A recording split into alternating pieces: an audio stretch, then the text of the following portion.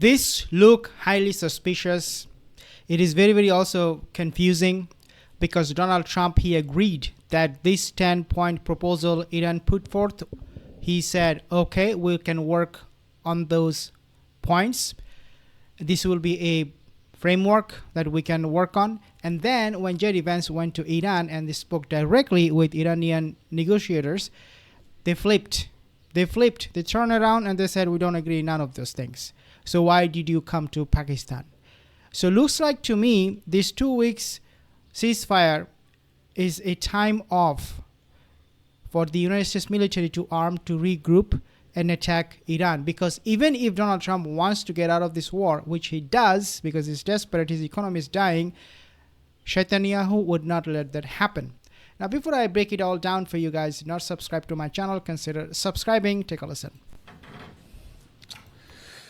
Well, good morning, everybody. And let me say a couple of notes of appreciation. First of all, to the Prime Minister of Pakistan and to Field Marshal Munir, who were both incredible hosts. And whatever shortcomings in the negotiation, it wasn't because of the Pakistanis who did an amazing job and really tried to help us and the Iranians bridge the gap and get to a deal. We have been at it now for 21 hours, and we've had a number of substantive discussions with the Iranians. That's the good news. The bad news is that we have not reached an agreement, and I think that's bad news for Iran much more than it's bad news for the United States of America. So we go back to the United States having not come to an agreement. We've made very clear what our red lines are, what things we're willing to accommodate them on, and what things we're not willing to accommodate them on. And we've made that as clear as we possibly could, and they have chosen not to accept our terms. Okay, so basically, I mean, this is a complete defeat, a complete failure. This diplomacy was a farce. It was just BS because they knew, Trump knew what Iranian wants. So he just wasted all of our time trying to look tough guy, you know. Questions? So pretty much right on camera, he admitted that Iran is not going to negotiate. It's a complete failure. We showed up like shameless bunch of morons only to see this severe, harsh rejection from Iran. Take a listen. Precisely what have they rejected here? Can you help us understand it a little bit? Well, I won't go into all the details because I don't want to negotiate in public after we've negotiated for 21 hours in private.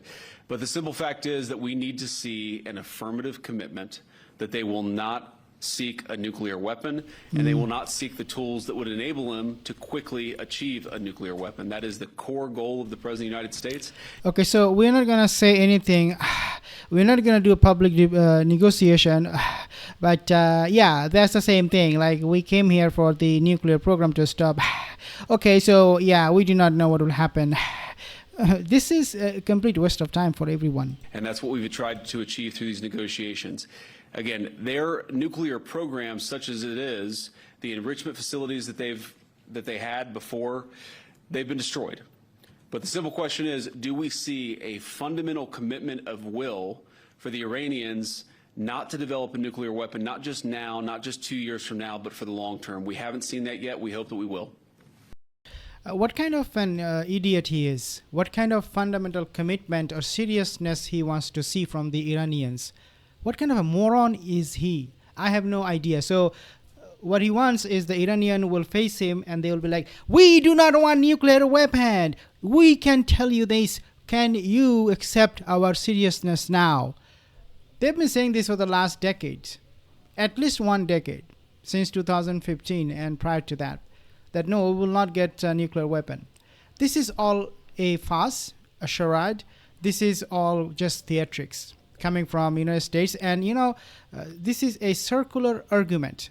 Whenever they meet these negotiating members from Iran, they circle around it. Like, okay, so you say no nuclear weapon. Iran says, yeah, no nuclear weapon. And then they come back again. Oh, you know nuclear weapon? Iran said, no nuclear weapon. So how long this will go on? It can go on forever.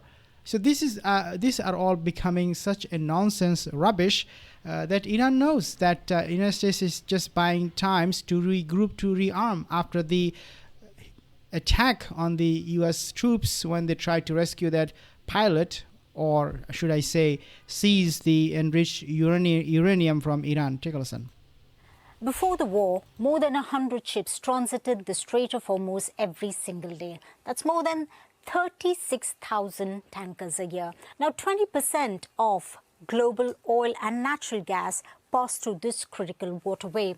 But Iran's effective closure of it has stranded hundreds of oil tankers and other ships in the Gulf. Now, this is what we can see since Tuesday, the day of the ceasefire. And this image is from marinetraffic.com that lets us track vessel movements in real time. And what we see here is very little movement around the bend, but we see many ships that are stranded on either side.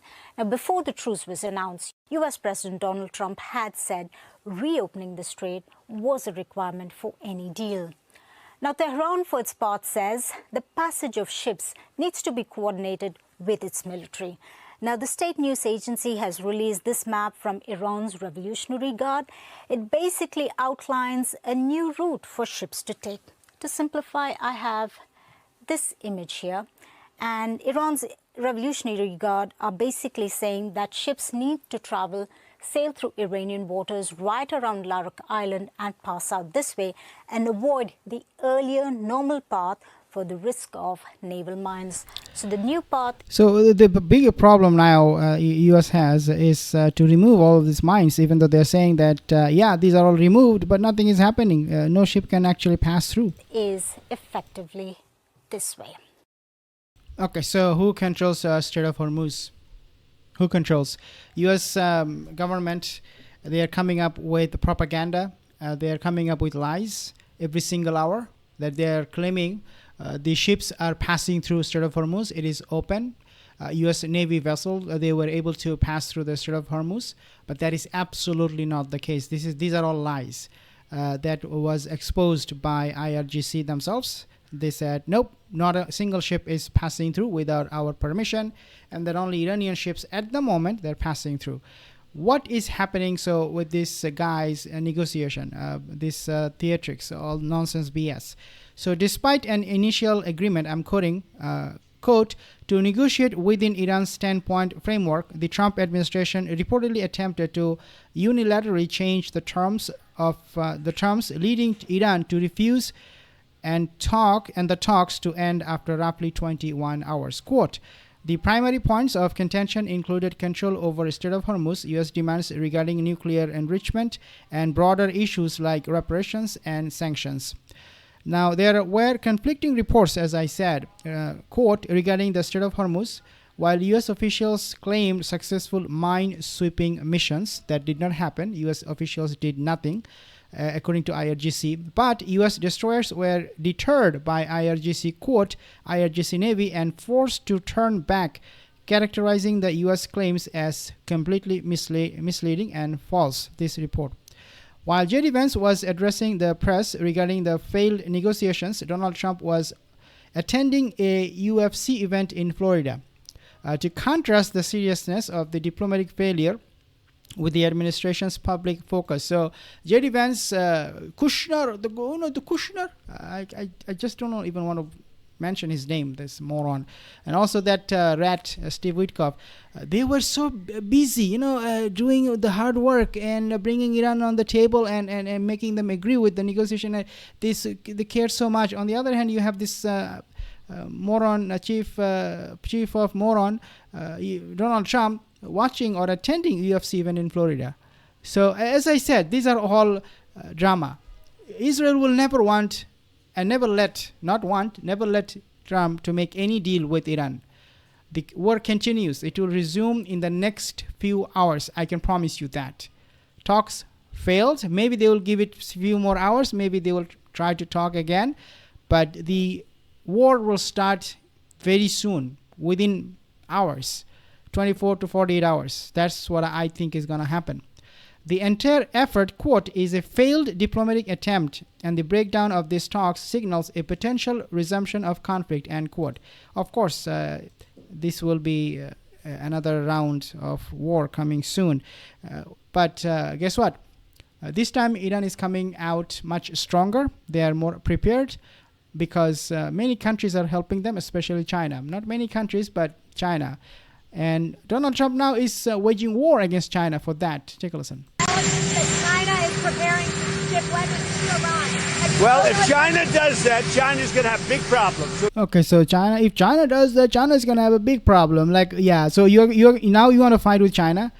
You want to really destroy your economy for good. I mean, yeah, the economy you have destroyed will suffer for a very long time, but he wants to expedite that process. He wants to destroy American economy as soon as possible. That's why he's saying China will be in big trouble. Like, you have borrowed money from China to wage war on behalf of Israel on Iran. So this is getting just out of control, and this guy must be removed from office ASAP for the sake of American people.